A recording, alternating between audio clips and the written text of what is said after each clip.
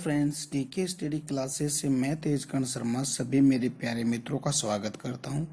देखिए फ्रेंड्स, हम Asian history में मौर्य वंश के बारे में चर्चा कर रहे थे।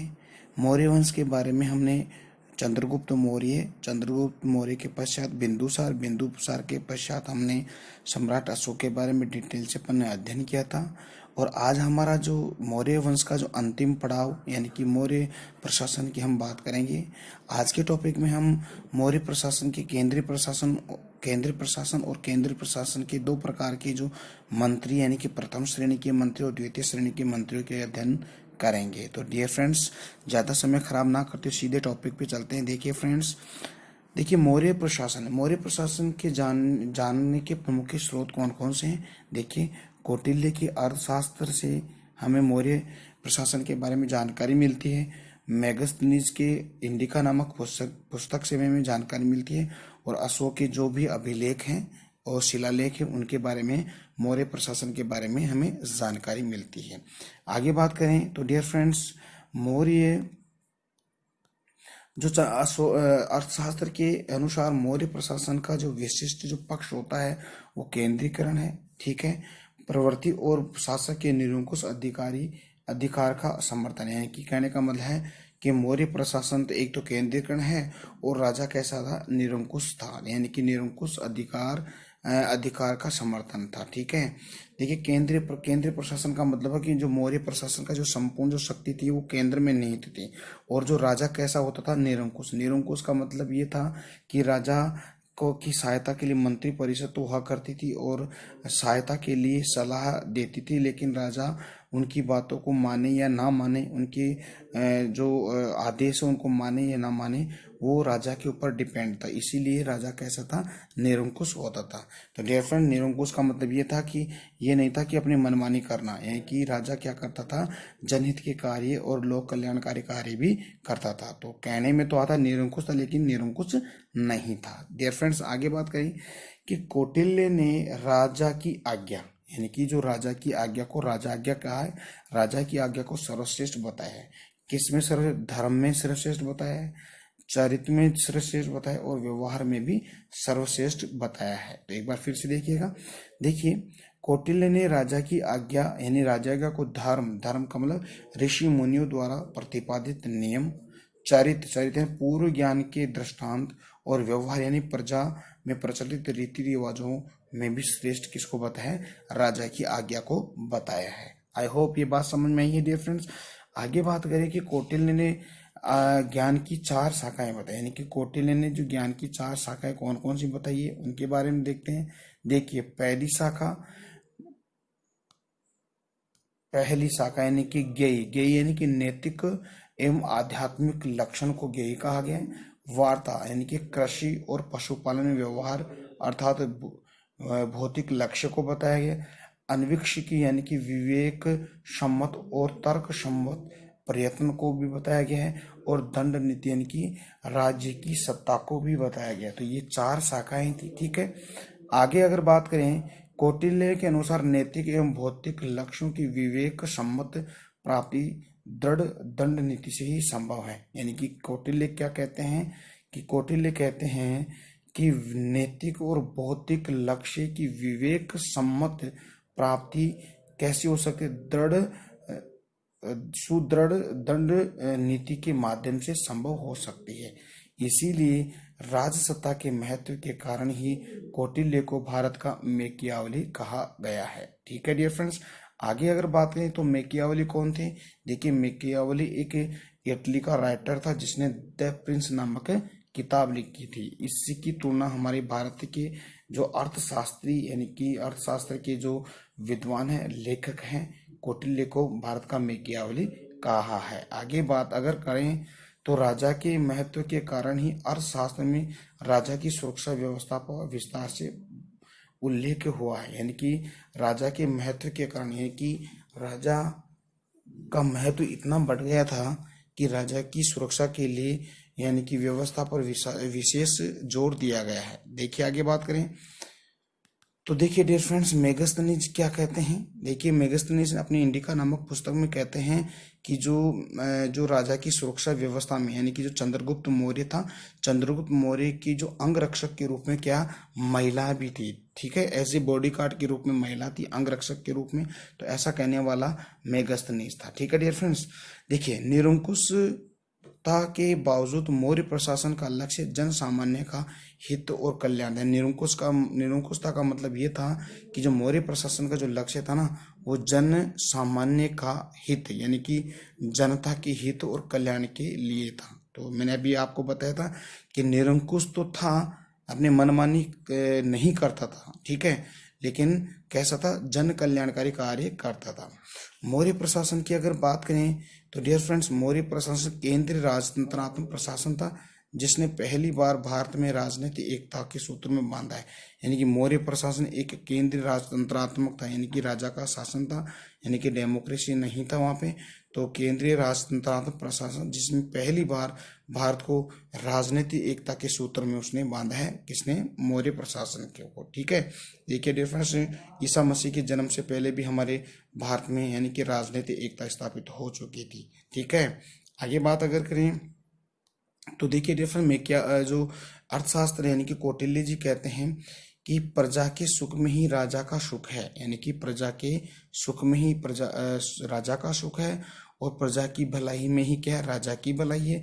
राजा को जो अच्छा लगे वह हितकर नहीं, यानी कि राजा को जो अच्छा लगे वो हितकर नहीं है, वरन हितकर तो वह है जो प्रजा को अच्छा लगे, यानी कि प्रजा को अच्छा लगे वही क्या है, हितकर। तो ये इस कौटिल्य ने अपनी अर्थशास्त्र में ऐसा लिखा है। प्राचीन भारत में सबसे विस्तृत नौकरशाही, यानी कि प्राचीन भारत में सबसे विस्तृत नौकरशाही मौर्य काल में ही मिलती है। अर्थशास्त्र पर राजकीय नियंत्रण सर्वाधिक था, यानी कि जो अर्थव्यवस्था है, यानी कि अर्थव्यवस्था पर राजकीय नियंत्रण सर्वाधिक था, यानी कि जो गवर्नमेंट का बहुत ज़्यादा इसका बाउंडेशन थी। ठीक है, तो डियर फ्रेंड्स, आगे अगर बात करें तो कौटिल्य ने राज्य के सप्तांग सिद्धांत दिए, यानी कि कौटिल्य कहता है कि राज्य के कितने 7 अंग हैं, और उन 7 अंगों को शरीर के अंगों की तुलना की, यानी कि शरीर के किस अंग के साथ उनकी तुलना की। जैसे माना कि राजा है, राजा को शिरो का अंगों, यानी कि शिरो रेखा होती है ना, उनका तुलना की। अमात्य नेत्र को कहा है, राष्ट्र देश भूमि पैर, दुर्ग को भुजा, और बल यानी सेना को मन या मस्तिष्क, कोश को मुख कहा, और मित्र को कान कहा। तो ये क्या है, ये शरीर के साथ उसकी तुलना की है। ठीक है, आगे अगर बात करें तो कौटिल्य ने सप्तांग सिद्धांत में 8वें अंक के रूप में शत्रु को बताया है, यानी कि शत्रु पर नजर रखने की बात बताई है, यानी कि 8वां अंक भी कौटिल्य ने जोड़ा है। ठीक है, तो अगर पूछे कि कौटिल्य के अनुसार सप्तांग सिद्धांत में 8वां अंक किसको जोड़ा है, वो शत्रु को जोड़ा है। आगे बात करें कि राजा की सहायतार्थ के लिए मंत्री परिषद या मंत्रिण का उल्लेख है, यानी कि राजा की सहायता के लिए एक तो मंत्री परिषद या मंत्रिण थी जो राजा को सलाह और सहायता करती थी। आगे उन्हीं की बात करते हैं। तो देखिए फ्रेंड्स, मंत्री परिषद, देखिए बहुत इंपॉर्टेंट यहाँ से क्वेश्चन बनता है। देखिए अशोक के अभिलेखों में, यानी कि जो सम्राट अशोक है उनके अभिलेखों, मंत्री परिषद को क्या कहा है, परिषा कहा। क्या कहा गया है, परिषा। और इस के सदस्यों का वेतन कितना है, 12,000 पर्ण वेतन था, वार्षिक वेतन था। डियर फ्रेंड्स, अगर पर्ण की अगर बात करें तो देखिए पर्ण क्या होता है, यानी कि पर्ण 3/4 यानी 3/4 तोले के बराबर एक चांदी का सिक्का होता था, तो वो होता था पर्ण। ठीक है, तो परिषा को कितना वेतन, 12,000 पर्ण वार्षिक वेतन। मंत्रिण को कितना देता था, देखिए मंत्रिण क्या होती थी, यह बहुत विश्वसनीय व्यक्तियों की एक अत्यधिक छोटी परिषद होती थी, यानी कि जो राजा होता था, राजा अपने विश्वसनीय व्यक्तियों को अपने अधिकारी के रूप में नियुक्त करता था, तो उसको छोटी परिषद का है। और उनमें जो व्यक्तियों की संख्या कितनी, 3 से 4 व्यक्ति होते थे, और इनका वेतन सर्वाधिक था। इनका वेतन था 48,000 पर्ण वार्षिक वेतन था, जो सर्वाधिक था। तो डियर फ्रेंड्स, ये बात आपको समझ में आई, यानी कि परिषा क्या है, मंत्रिण क्या है। ठीक है, देखिए परिषा क्या है, यानी कि मंत्री परिषद को परिषा कहा गया है, और इनकी वेतन 12,000 पर्ण था। और मंत्री क्या होता है, जो राजा के विश्वसनीय जो व्यक्ति होते थे उनको एक अधिकारी के रूप में नियुक्ति करते थे, जिनकी संख्या 3 से 4 होती थी, जिनको मंत्री कहा गया है। और इनको कितना वेतन दिया जाता? 48,000 वार्षिक वेतन दिया जाता था। तो आई होप ये चीज़ समझ में ही। आगे अगर बात करें, अब हम बात करते हैं केंद्रीय प्रशासन की बात करते हैं। देखिए केंद्रीय प्रशासन में देखें तो देखिए केंद्रीय प्रशासन और फिर इसके बाद में प्रांतीय प्रशासन की बात करें तो आज की वीडियो में सिर्फ केंद्रीय प्रशासन की बात करेंगे। इसमें प्रथम श्रेणी के मंत्री और द्वितीय श्रेणी के मंत्रियों की बात अपन करते हैं। देखिए प्रथम श्रेणी के मंत्रियों की संख्या 18 थी और द्वितीय श्रेणी के मंत्रियों की संख्या कितनी? 27, जिनको अध्यक्ष भी कहा गया है। देखिए मौर्य प्रशासन में उच्च पदस्थ अधिकारियों की अहम एवं महत्वपूर्ण भूमिका, जिन्हें कौटिल्य ने साम्राज्य रूपी गाड़ी का दूसरा पहिया कहा है। यानी कि जो ऊंचे पदाधिकारी होते थे, ऊंचे पदाधिकारियों को मौर्य साम्राज्य रूपी गाड़ी का दूसरा उनको पहिया बताया है। ठीक है, इनकी जो संख्या थी वो कितनी? 18 थी। और उसको कहा, इसके अलग नाम से जाना जाता है, उसको एक महामाते या अष्टादश तीर्थ भी उनको कहा जाता था। ठीक है, उच्च पदाधिकारी को। ठीक है, सबसे प्रमुख तीर्थ मंत्री या पुरोहित होता था। यानी कि सबसे प्रमुख जो तीर्थ यानी मंत्री का जो तीर्थ होते थे वो मंत्री या पुरोहित को कहा गया है। मंत्रियों की नियुक्ति हेतु उनके चरित्र को जांचा परखा जाता था, उसे उपदा परीक्षण का। यानी कि अगर मंत्रियों की नियुक्ति की जाती थी ना, उन मंत्रियों की नियुक्ति उनके चरित्र को जांच कर की जाती थी, और उस चरित्र को जांच को हम क्या कहें? उपदा परीक्षण भी कहा जाता था। तो डियर फ्रेंड्स, इन 18 मंत्रियों की हम बात करते हैं, तो आप मेरे साथ बने रहिएगा और अपना टीके स्टडी क्लासेस चैनल है उसको लगातार सब्सक्राइब और शेयर भी कीजिएगा। ठीक है, देखिए फर्स्ट नंबर पे अगर देखें मंत्री या पुरोहित, ये राजा के पश्चात महत्वपूर्ण पद था। यानी कि राजा के पश्चात दूसरा सबसे महत्वपूर्ण पद था मंत्री या पुरोहित। सेनापति सेकंड नंबर पे था। सेनापति युद्ध विभाग का मंत्री होता था। समाहर्ता, ये बहुत इंपॉर्टेंट है। समाहर्ता क्या होता है? राजस्व का संग्रह करता, यानी कि राजस्व को कलेक्ट करता था, आय व्यय का ब्यौरा बनाता था, और वार्षिक बजट भी इसी के द्वारा बनाया जाता था। किसके द्वारा? समाहर्ता के द्वारा बनाया जाता। सन्निघाता, यानी सन्निघाता का देखें तो सन्निघाता क्या है? कोषाध्यक्ष, यानी कोष का अध्यक्ष होता था। युवराज कौन होता? राजा का पुत्र होता था। तो ये 6ठे नंबर पे देखें। तो अगली बात करें 6ठे नंबर पे प्रदेष्टा, बहुत इंपॉर्टेंट है, बहुत इंपॉर्टेंट। प्रदेष्टा कौन होता? फौजदारी न्यायालय का प्रमुख न्यायाधीश। यानी फौजदारी का मतलब होता था कि जैसे राज्य के अंदर जो लड़ाई झगड़े वगैरह होते थे, उनके न्याय का उनके मामले को कौन सुलझाता था? फौजदारी न्यायालय का प्रमुख अधिकारी प्रदेष्टा सुलझाता था। अगला देखिए नायक, नायक सेना का संचालन। ठीक है, सेना को संचालन करता था। कर्मांतिक कौन था? उद्योग धंधों का निरीक्षक होता था। ठीक है, जो इंडस्ट्री एरिया उसके निरीक्षक करता था ये। व्यवहारिक, दीवानी न्यायालय का प्रमुख न्यायाधीश, यानी कि जो दीवानी मामले होते थे, जैसे राजस्व संबंधी मामले होते थे, उनके मामलों को कौन निपटाता था? यानी कि व्यवहारिक निपटाता था। ठीक है, 10वें नंबर पे देखिए तो मंत्री परिषद अध्यक्ष, यानी कि परिषद का अध्यक्ष होता था। दंडपाल, देखो सेना की सामग्री जुटाने वाला अधिकारी, यानी कि जो सेना है, यानी कि जो आर्मी होती थी, उस आर्मी की जो भी हथियार वगैरह उनकी सुरक्षा या उनकी हथियारों को जुटाने का काम ये दंडपाल करता था, जिसको रक्षक भी कहा गया है। दुर्गपाल की अगर बात करें, दुर्गपाल यानी कि दुर्गों का ये मैनेजमेंट करता था, यानी प्रबंधन करता था। अंतपाल की अगर बात की, सीमावर्ती दुर्गों का रक्षक था ये, यानी कि सीमावर्ती यानी कि किसी दो देशों के बॉर्डर पे जो दुर्ग होते थे उन पर क्या है, ये उनकी सीमा दुर्गों का क्या था? रक्षक था, इनकी देखभाल करता था। आगे अगर बात करें तो प्रशस्ता, बहुत इंपॉर्टेंट है, बहुत इंपॉर्टेंट है। प्रशस्ता देखिए क्या है? राजकीय कागजों को सुरक्षित रखने, जो राजकीय जो सरकारी कागजात होते थे उनको सुरक्षित रखना, या राजकीय आज्ञा राजा की आज्ञा दिया जाता उसको लिपिबद्ध करने का अधिकारी होता था। यानी राजकीय आज्ञाओं को लिपिबद्ध करने का अधिकारी होता था। 15 नंबर पे देखिए द्वारिक, द्वारिक देखिए राजमहल की देखरेख करने वाला अधिकारी, यानी कि राजा के जो महल थे उनकी देखरेख कौन करता? द्वारिक करता था। अंतर्वशिक कौन था? अंतर्वशिक सम्राट की अंगरक्षक की सेना का प्रधान था, यानी कि सम्राट की अंगरक्षक होते थे ना, जिसे मैंने बताया था चंद्रगुप्त मौर्य के जो बॉडीगार्ड के रूप महिला भी होती, उनकी सेना का प्रधान होता था। नागरिक देखिए, नागरिक या नगर का प्रमुख अधिकारी होता था। आठवीं क्या होता था? वन विभाग का अधिकारी होता था। डियर फ्रेंड्स, ये 18 मंत्री हो गए। ठीक है, अगर उनकी नोट एक विशेष बात देखें तो अशोक या बिलिको में पुरोहित का उल्लेख नहीं है, यानी कि पुरोहित का उल्लेख नहीं है, पद होता था, लेकिन चंद्रगुप्त मौर्य के समय में पुरोहित का उल्लेख किया गया है। ठीक है, तो अशोक या बिलिको में पुरोहित का कोई किसी प्रकार का वर्णन नहीं है, लेकिन चंद्रगुप्त मौर्य के समय में ये पुरोहित का पद था। आगे अगर बात करें मंत्री परिषद के नीचे, यानी कि जो मंत्री परिषद होती थी, जो हमने 18 मंत्रियों की बात की है, उनके नीचे कुछ उनके नीचे द्वितीय श्रेणी के पदाधिकारी भी होते जिन्हें अध्यक्ष कहा जाता था, यानी कि उनके नीचे काम करते थे। ठीक है, तो उनको क्या कहा, उनको अध्यक्ष कहा जाता था, तो उसको द्वितीय श्रेणी। इनकी संख्या कितनी थी डियर फ्रेंड्स? 27। तो बहुत इंपॉर्टेंट यहाँ से क्वेश्चन बनता है। तो इनकी संख्या कितनी? 28 है। आगे अगर बात करें, देखिए एक एक की बात करें। पणाध्यक्ष, पणाध्यक्ष यानी व्यापार वाणिज्य का अध्यक्ष, यानी जो एक्सपोर्ट इंपोर्ट होता था, यानी व्यापार वाणिज्य, उनका अध्यक्ष कौन होता था? पणाध्यक्ष होता था। ठीक है, दूसरे नंबर पे देखें तो पोतवा अध्यक्ष। पोतवा अध्यक्ष कौन था? यानी कि नापतोल का अधिकारी होता था, यानी कि नापतोल का अधिकारी। कूपाध्यक्ष वन विभाग का अध्यक्ष होता था। आकरा अध्यक्ष होता था खनिज विभाग का अध्यक्ष। सीता अध्यक्ष कौन था? कृषि विभाग का अध्यक्ष। मुद्रा अध्यक्ष होते पासपोर्ट अधिकारी होता था।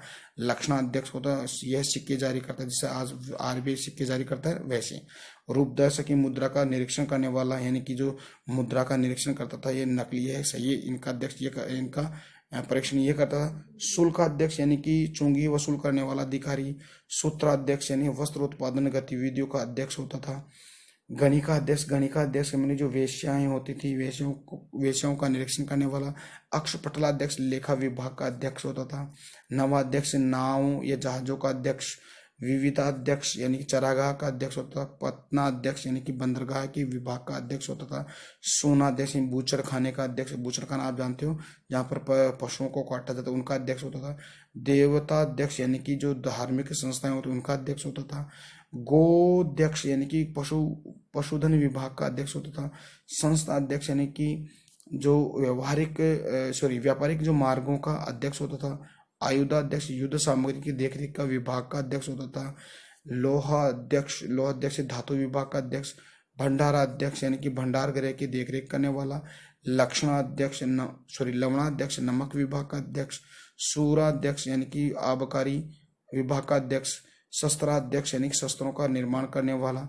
ठीक है, बंदगाराध्यक्ष जेल का अधिकारी होता था। और आगे 27वां मानादेश यानी दूरी या काल का अध्यक्ष। तो डियर फ्रेंड्स, ये मैंने थोड़ा फास्टली बताया, तो आप इसको वीडियो को पॉज करके आप इसको लिख लीजिएगा, और जो इम्पोर्टेंट है उनको भी एक अलग से इसको याद कीजिएगा। देखिए मैं आपको बता दूं इम्पोर्टेंट कौन कौन से। देखिए वापस चलिए, एक तो आपका जो पणाध्यक्ष ये बहुत इंपॉर्टेंट है। देखिए आगे अगर बात करें, इसमें आएगा आपका कूपाध्यक्ष, सीताध्यक्ष, मुद्राध्यक्ष, लक्षणाध्यक्ष, रूपदर्शक, और आगे अगर बात करें तो अक्षपटलाध्यक्ष। ठीक है, एक है पतनाध्यक्ष, सोनाध्यक्ष। ठीक है, एक आ गया आपका लवणाध्यक्ष, और शस्त्र और बंद गारहा अध्यक्ष। तो डियर फ्रेंड्स, ये है इंपॉर्टेंट, इनको थोड़ा ज्यादा इन पर ज्यादा फोकस करना है, बाकी सभी को थोड़ा थोड़ा याद आपको करना ही है। ठीक है, अब ये क्वेश्चन क्या पता कहीं से बना सकता है, तो इनको थोड़ा थोड़ा आपको याद करना है। ठीक है, को रिलेटेड करके उनको याद करना है। आगे अगर बात करें डियर फ्रेंड्स, तो एक विशेष बात है कि इन सभी अध्यक्षों को 1000 पण वार्षिक वेतन मिलता था, यानी कि जो द्वितीय श्रेणी के जो अधिकारी होते थे, यानी पदाधिकारी अध्यक्ष, उनको 1000 पण दिया जाता था। अगर परीक्षा की बात करें तो परीक्षा में 12,000 पण, और जो प्रथम श्रेणी के यानी कि जो मंत्री होते हैं उनको 48,000 पण, और ये जो द्वितीय श्रेणी के मंत्रियों को क्या 1000 पण दिया जाता था। तो ये वार्षिक पण वेतन के रूप में दिया जाता था। ठीक है, मेगास्थनीज ने इन महत्वपूर्ण अधिकारियों का उल्लेख कैंसलर या एसेसर के रूप में किया है। छोटे स्तर के अधिकारी को क्या मजिस्ट्रेट कहा गया है। तो डियर फ्रेंड्स, आज का हमारा टॉपिक यहीं पे एंड होता है। कल हम इसी जो मौर्य प्रशासन का जो अगला टॉपिक यानी कि प्रांतीय प्रशासन की बात अपन करेंगे। तो डियर फ्रेंड्स, अगर आप ऐसे मेरे साथ वीडियो देखना चाहते हो तो डियर फ्रेंड्स, अपना जो टीके स्टडी क्लासेज चैनल है उसको लाइक शेयर सब्सक्राइब भी कीजिएगा, और सब्सक्राइब करने पश्चात जो बेल आइकन आता है उसको प्रेस कीजिए, ताकि जो भी मैं यहाँ से नया वीडियो अपलोड करूँ तो आपके पास इसका नोटिफिकेशन तुरंत आ जाए। ठीक है डियर फ्रेंड्स, तो तब तक के लिए मैं आपसे इजाजत लेना चाहता हूँ। नमस्कार, बाय बाय, जय हिंद, जय भारत।